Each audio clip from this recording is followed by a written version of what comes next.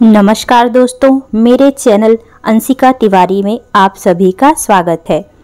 दोस्तों, आज की वीडियो में हम आपको हल छठ व्रत की शुभ तारीख एवं पूजन सामग्री और संपूर्ण पूजा विधि बताएंगे। दोस्तों, हल छठ का त्यौहार आमतौर पर यह व्रत उत्तर भारत में मनाया जाता है। यह व्रत पुत्रवती महिलाएं अपने पुत्र की दीर्घायु एवं ऐश्वर्य की प्राप्ति के लिए करती हैं। दोस्तों, विधि पूर्वक हल षष्ठी व्रत का पूजन करने से जो संतानहीन हैं उनको दीर्घायु और श्रेष्ठ संतान की प्राप्ति होती है। दोस्तों, धर्मशास्त्रों के अनुसार इस दिन भगवान शेषनाग द्वापर युग में भगवान श्री कृष्ण के बड़े भाई बलराम के रूप में धरती पर अवतरित हुए थे। बलराम जी का प्रधान शस्त्र हल व मूसल है। उन्हीं के नाम पर इस पर्व का नाम हल षष्ठी पड़ा। इसे हल छठ व फिर ललई छठ भी कहा जाता है। दोस्तों, छठ के दिन भगवान शिव, माता पार्वती, गणेश जी की पूजा का विशेष महत्व बताया गया है। हल षष्ठी का व्रत बहुत नियम कायदों के साथ किया जाता है। इस व्रत का पालन करने वाली महिलाएं इस दिन हल से जुती और बोई हुई सामग्री अर्थात अनाज, फल व सब्जी नहीं खा सकती हैं। इस व्रत को रखने वाली महिलाओं को केवल वृक्ष पर लगे फल व तालाब में होने वाली सब्जी ही खानी चाहिए। इस दिन पसाई के चावल, भैंस का दूध व दही, सिंघाड़े का आटा, नारी का साग, महुआ आदि खाना चाहिए। दोस्तों, हल षष्ठी व्रत की पूजा सामग्री भैंस का दूध, घी, दही, गोबर, फूल एवं महुए का फल, पत्ते, झरबेरी, पलाश, गुलर, एक शाखा ज्वार की धानी, एपन, कुल्हड़, केवली, छेवली जो बांस और महुए के पत्ते से बने होते हैं। सतनाजा में चना, जौ, गेहूं, धान, अरहर, मक्का तथा मूंग और श्रृंगार का सामान होता है। हल षष्ठी व्रत 2021 भाद्रपद मास के कृष्ण पक्ष की तिथि को षष्ठी तिथि प्रारंभ हो रही है। 27 अगस्त 2021 दिन शुक्रवार को शाम 6:50 से लगेगी। षष्ठी तिथि का समापन हो रहा 28 अगस्त 2021 दिन शनिवार को रात्रि 8:55 तक रहेगी। दोस्तों, हल षष्ठी व्रत में महिलाएं प्रातः काल जल्दी उठकर महुए की दातून करने के पश्चात स्नान आदि से निवृत्त होकर हल षष्ठी व्रत धारण करने का संकल्प करती हैं। उसके पश्चात पूजा होने तक स्त्रियां निर्जला व्रत रखती हैं। दोस्तों, पूजा वाले स्थान को साफ करके वहां झरबेरी, पलाश, गूलर की एक शाखा बांधकर बनाई गई हल छठ को स्थापित किया जाता है।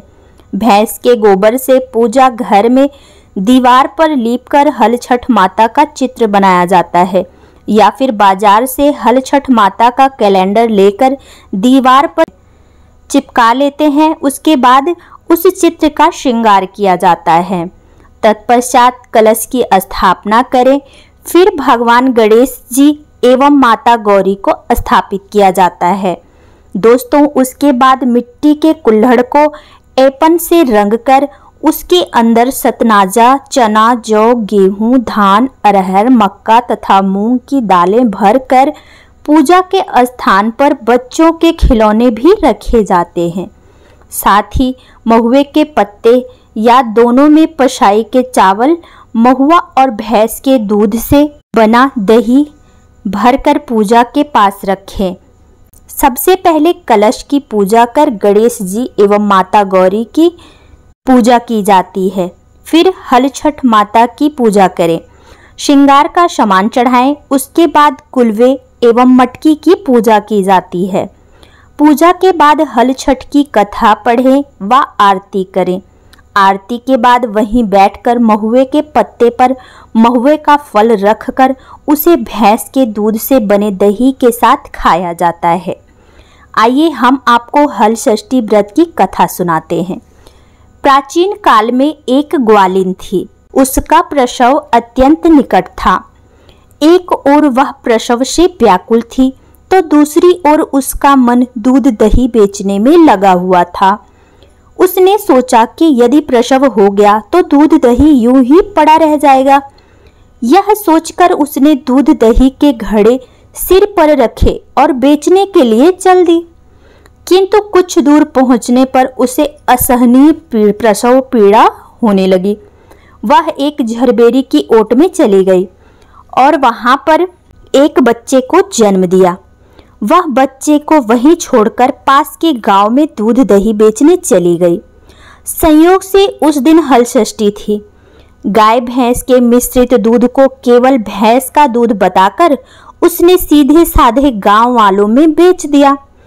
उधर जिस झरबेरी के नीचे उसने बच्चे को जन्म दिया था, जिसे वहां पे वो छोड़ के गई थी, उसके समीप ही खेत के एक किसान हल जोत रहा था। अचानक उसके बैल भड़क उठे और हल का फन बच्चे के शरीर में घुसने से वह बालक मर गया। इस घटना से किसान बहुत दुखी हुआ। फिर भी उसने हिम्मत और धैर्य से काम लिया। उसने झरबेरी के कांटों से ही बच्चे के चिरे हुए पेट में टाके लगाए और वहीं उसे छोड़कर चला गया। दोस्तों, कुछ देर बाद ग्वालिन दूध बेचकर वहां पहुंची। बच्चे की ऐसी दशा देखकर उसे समझते देर नहीं लगी कि यह सब उसके पाप की सजा है। वह सोचने लगी, यदि मैंने झूठ बोलकर भैंस का दूध ना बेचा होता, तो गांव की स्त्रियों का धर्म भ्रष्ट ना किया होता, तो मेरे बच्चे की यह दशा ना होती। अब मुझे लौटकर सब बातें गांव वालों को बताकर इसका प्रायश्चित करना चाहिए। ऐसा निश्चय करके वह उस गांव में पहुंची जहां उसने दूध दही बेचा था। वह गली गली में घूमकर अपनी करतूत और उसके फल स्वरूप मिले दंड का बखान करने लगी। तब स्त्रियों ने उस पर रहम खाकर उसे क्षमा कर दिया और आशीर्वाद दिया। बहुत सी स्त्रियों द्वारा आशीर्वाद लेकर जब वह पुनः झरबेरी के नीचे पहुंची तो यह देखकर आश्चर्यचकित रह गई कि वहां उसका पुत्र जीवित अवस्था में पड़ा था।